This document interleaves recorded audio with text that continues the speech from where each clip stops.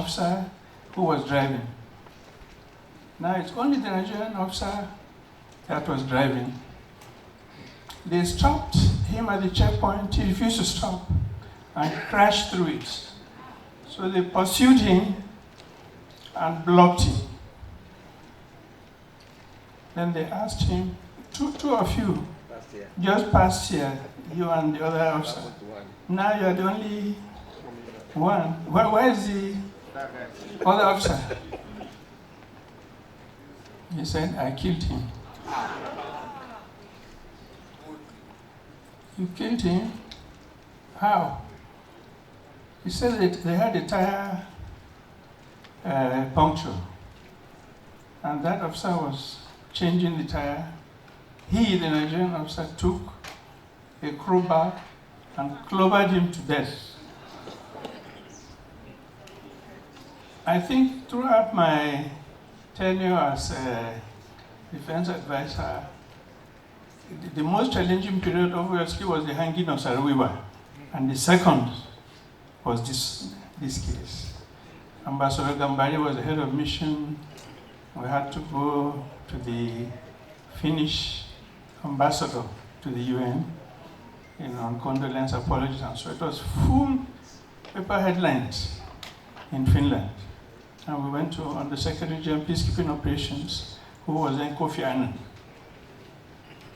That had a great effect on Nigeria at the time, because we couldn't say he was mentally unstable, because part of the protocol, before you go on peacekeeping, you must be examined and so on.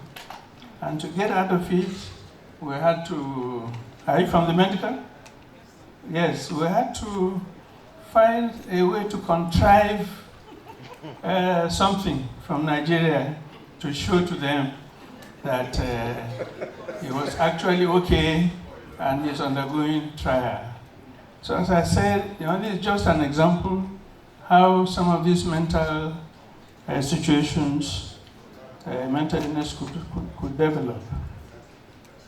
As the chairman of NDLEA, I see daily the nexus between substance abuse and mental health. We are acutely aware of how substance abuse and mental health are intertwined.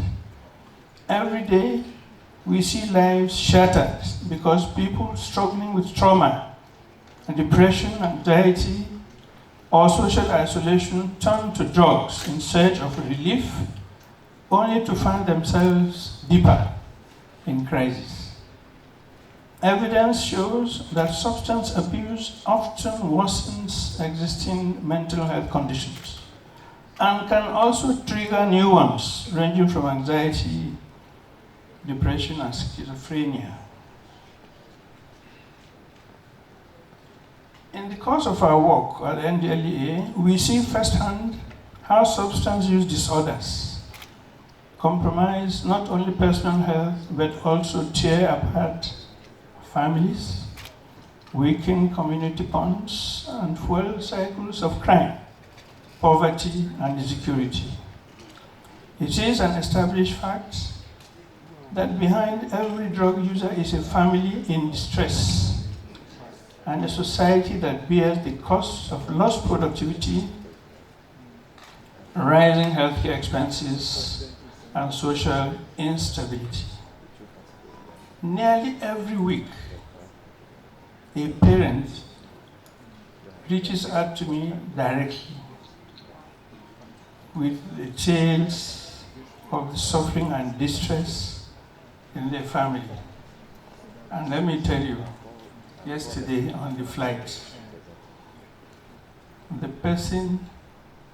seat that I was supposed to be seated on, there was a lady and her son, a small child, so she sat him on my seat. And so they tried to ask her to stand up. I said, no, let him sit. Where is the seat that's supposed to be occupied by him? And I went and sat there. And the person who I met, he said, thank God, destiny has brought you to sit next to me. And now he started telling me the story of his son. how the effect of drugs, 8 times he said the boy has been in rehab. 8 times. And that right now he's also still in rehab. And that he sold his laptop, his phone, stealing from his parents for the drug money for him to continue to use. So this is always we're having this challenge.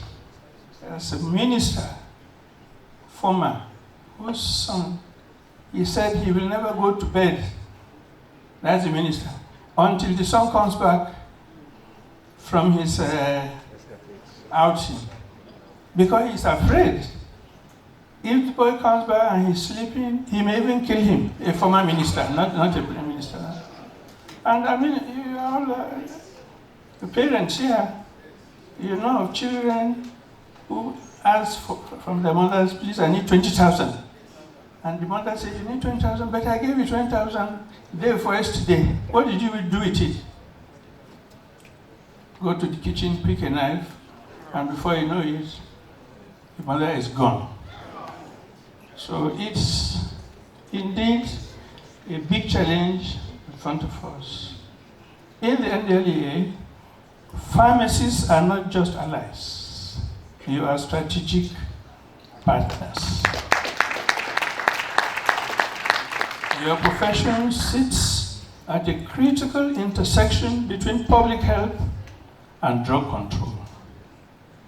The PSN has over the past few years made tangible efforts towards sanitizing the retail drug sector, most notably through the landmark enactment of the Pharmacies Council Bill Act in 2023.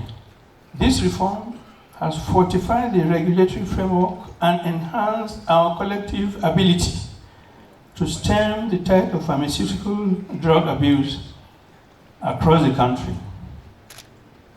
And that notwithstanding, we must continue to work towards strengthening prescription regulations and promoting responsible medication use. The issues with prescription practices in Nigeria can contribute to the diversion of medicines and unscrupulous importation of tramadol and other controlled medicines in several ways. In Nigeria, still, despite the PSN bill, patients walk to pharmacies and themselves prescribe the medicines. They themselves will say, this is what we want. No doctor's prescription. This is a very important area that we must focus and make sure we deal with it according to what the regulation says. Now, tramadol and other prescription medications are sold illegally. In fact, in patent medicine stores, as we all know. In 2019, I was chairman of the Presidential Advisory Committee for the Elimination of Drug Abuse, which was a body set up by President Buhari's government to bring recommendations on how to deal with the drug abuse problem in Nigeria as well as trafficking. One of our resource persons then, I think, was the president of PSN.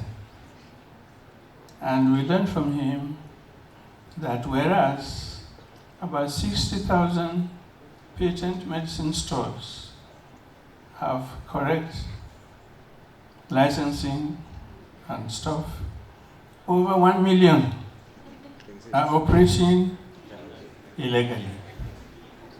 So this is a big challenge in front of us, and I'm sure and I trust that the PSN is fully seized of it with the PCN, and that this is a situation that must be resolved. because some of the patent medicine stores even take deliveries and they sell what they should not be selling. We, the NDLEA, are strengthening collaborations with all key sectors and actors in the health sector, including NAFDAC, the Federal Ministry of Health, and professional bodies such as yours, to ensure that our interventions are comprehensive and sustainable. In pharmacies, we see both frontliners and sentinels. We see custodians of therapeutic knowledge and defenders against misuse. That's what we see you, the pharmacists, as.